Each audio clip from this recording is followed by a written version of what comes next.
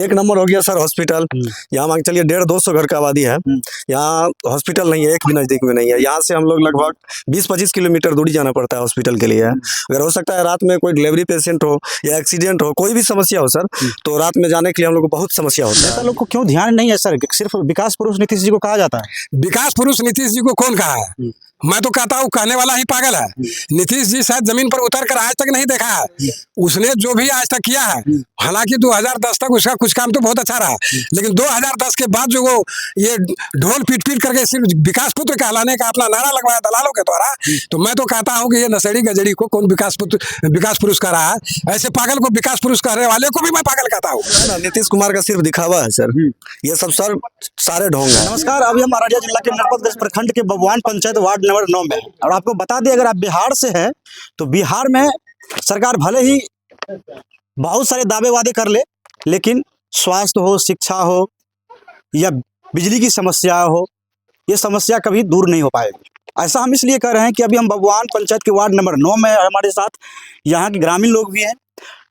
इन लोगों का समस्या है, एक यहाँ पर हॉस्पिटल की सुविधा नहीं है, और साइड में आप ट्रांसफार्मर देख रहे होंगे जो कि 11,000 वोल्ट का ये तार है, और यहाँ पर रोड पर दरवाजे पर ही ट्रांसफार्मर लगा दिया गया है।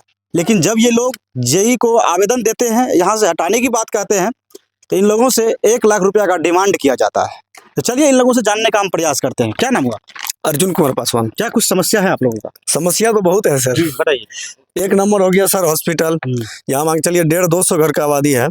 यहाँ हॉस्पिटल नहीं है, एक भी नजदीक में नहीं है। यहाँ से हम लोग लगभग 20-25 किलोमीटर दूरी जाना पड़ता है हॉस्पिटल के लिए। अगर हो सकता है रात में कोई डिलीवरी पेशेंट हो या एक्सीडेंट हो, कोई भी समस्या हो सर, तो रात में जाने के लिए हम लोग को बहुत समस्या होता है। यहाँ से 20 किलोमीटर दूरी है, तो आप जान ही सकते हैं कि 20 किलोमीटर तय करना रात में कितना समस्या होता है।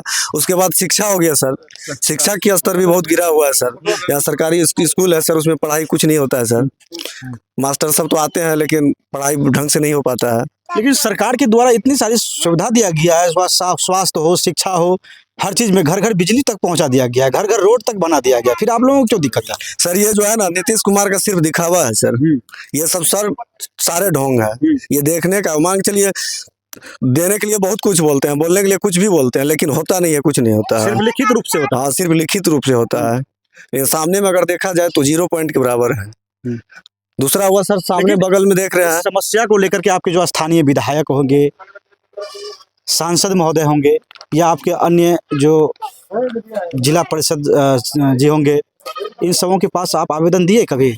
आवेदन दिए हैं सर, वैसे मौखिक भी बोले हैं, तो वो तो सर वोट मांगने के टाइम में आएंगे। जिस टाइम में उसका वोट का टाइम है उस टाइम में आते हैं। जीतने के बाद कौन कहाँ सर मान के लिए, हम लोग दलित आदमी उसको कहाँ जाएंगे खोजने के लिए? दिल्ली में रहता है। मतलब हॉस्पिटल के लिए विधायक जी को कभी बोले कि हम लोग बोले? हाँ, ऑलरेडी बोले हैं। कुछ बोला तो बोले हैं ठीक है होगा, लेकिन कब होगा उसका तो अब समय भी खत्म हो गया। समय भी खत्म होगा, 25 में चुनाव भी है।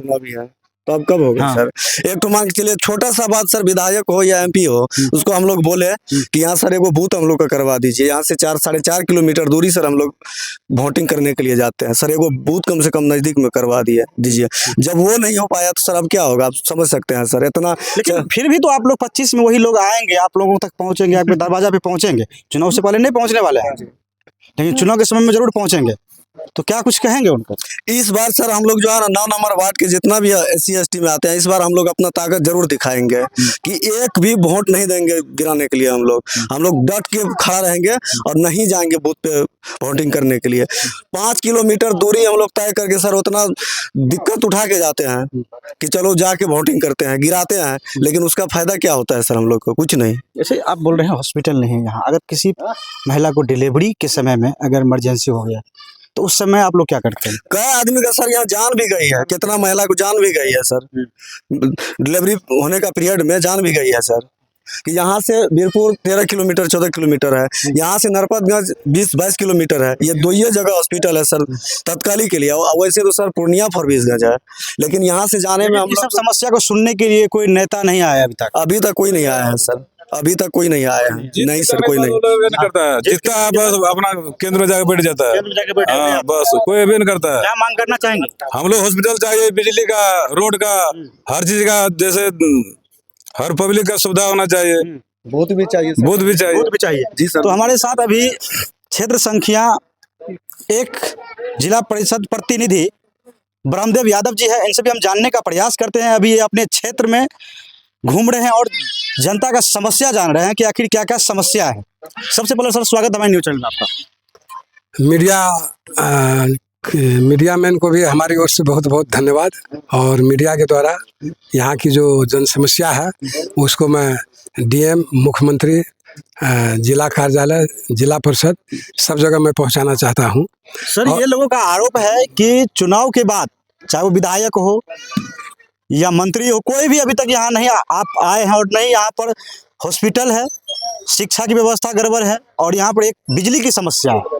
लेकिन कोई सबसे बड़ी बात है कि इस क्षेत्र में नहीं, इसी क्षेत्र में नहीं, ये आज़ादी के बाद जब से ये चुनाव प्रक्रिया हुई है, जितने भी विधानसभा सदस्य चुने गए यहाँ से, चाहे जिस भी पार्टी का हो या लोकसभा का सदस्य सांसद चुना गया हो, कोई भी इस समाज में जितनी भी व्याप्त समस्याएं हैं उस पर चिंतन करने का अभी तक प्रयास नहीं किया है।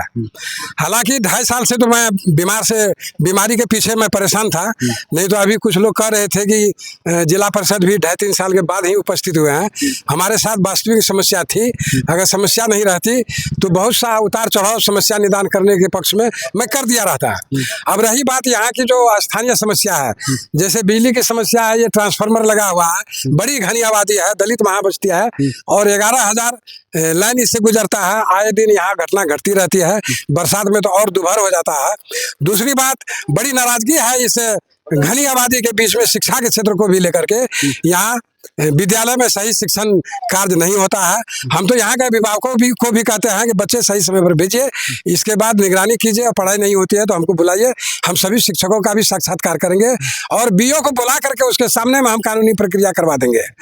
दूसरी ओर जो स्वास्थ्य संबंधी समस्याएं हैं यहाँ, वो तो बड़ी विकट समस्या है, क्योंकि यहाँ से बीरपुर बहुत दूर है, यहाँ से फारबिसगंज बहुत दूर है, यहाँ से नरपतगंज बहुत दूर है और प्रसव की स्थिति में तो बहुत ही नरकीय व्यवस्था हो जाती है और यहाँ तक कि मौत भी हो जाती है। यहाँ इस इलाके में वार्ड नंबर खास करके 9 जो मध्य क्षेत्र बनता है बबुआन पंचायत का, इस वार्ड नंबर 9 में प्राथमिक चिकित्सा केंद्र अवश्य होना चाहिए। यहाँ चिकित्सक होना चाहिए, कंपाउंडर होना चाहिए, ड्रेसर होना चाहिए, नर्स होना चाहिए। लेकिन नेता लोग को क्यों ध्यान नहीं है सर? सिर्फ विकास पुरुष नीतीश जी को कहा जाता है। विकास पुरुष नीतीश जी को कौन कहा है? मैं तो कहता हूँ कहने वाला ही पागल है। नीतीश जी शायद जमीन पर उतर कर आज तक नहीं देखा है। उसने जो भी आज तक किया है, हालांकि 2010 तक उसका कुछ काम तो बहुत अच्छा रहा, लेकिन 2010 के बाद जो वो ये ढोल पीट करके सिर्फ विकास पुत्र कहलाने का अपना नारा लगवाया दलालों के द्वारा, तो मैं तो कहता हूँ कि ये नशेड़ी गजड़ी को कौन विकास पुरुष कह रहा है। ऐसे पागल को विकास पुरुष कहने वाले को भी मैं पागल कहता हूँ, क्योंकि यहाँ 11,000 वार्ड का यहाँ बिजली तार घुसा दिया। ये मुख्यमंत्री किस दुनिया में रहते हैं? क्या बिजली इंजीनियर को ट्रेनिंग नहीं दिया जाता है, प्रशिक्षण नहीं दिया जाता है? वही ना, जब ट्रांसफर हटाने की बात कहा जाता है तो ट्रांसफर 1 लाख हटाने रुपया के नाम डिमांड पर किया। लाख रुपया मांगता है यहाँ ग्रामीणों से। ये तो घोर अन्याय हो रहा है। उसके लिए आप क्या करेंगे सर? हम तो मीडिया के माध्यम से सरकार के हर विभाग को, बिजली संबंधित विभाग को मैं अवगत कराना चाहता हूं कि अविलंब इस ट्रांसफर को हटा करके जो व्यवस्था होनी चाहिए वह हो। शिक्षण संस्थान में शिक्षा को सुधार करे, अन्यथा यहाँ के जो ग्रामीण लोग हैं आंदोलन करने के लिए तैयार हैं। दूसरी ओर एक बूथ की समस्या है, मतदान केंद्र की समस्या है। यहाँ के वार्ड नंबर 9 के लोगों को लगभग 4-5 किलोमीटर दूर पथरा पंचायत में जाकर मतदान करना पड़ता है और काफ़ी आक्रोश में है। और हमारे बबुआन पंचायत वार्ड नंबर 9 के जो नौजवान लोग हैं, जो वृद्ध लोग हैं, खुलेआम कहते हैं कि आने वाला समय में हम लोग मतदान नहीं करेंगे, बहिष्कार करेंगे मतदान का। तो हम तो प्रयास करेंगे जो भी समस्याएं यहाँ की है उसे निदान मैं करूँ और कोशिश करता हूँ कि निदान हो, और निदान होगा भी, मैं वचन देकर जाता हूँ।